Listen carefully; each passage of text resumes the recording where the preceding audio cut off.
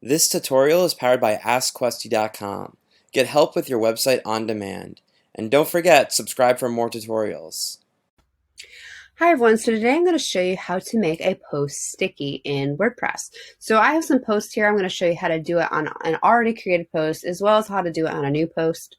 So all you're going to need to do is to do it on an old post is go to the post and click Quick Edit. Once in your Quick Edit, you're going to see on the side by status, make this post sticky. All you have to do is check mark this and hit update, and your post will now stick to the top of the page.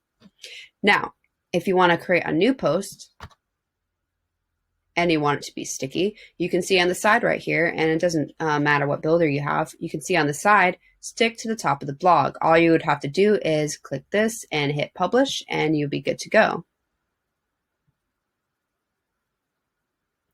And I have to go back to my posts. Awesome. So now you can see that this one is also sticky right here. All right, so that is how you make sticky posts in WordPress. I hope that helps you guys, and have a great day. Thanks for watching. If this was helpful, please subscribe. And if you need extra help, visit AskQuesty.com and send us your questions.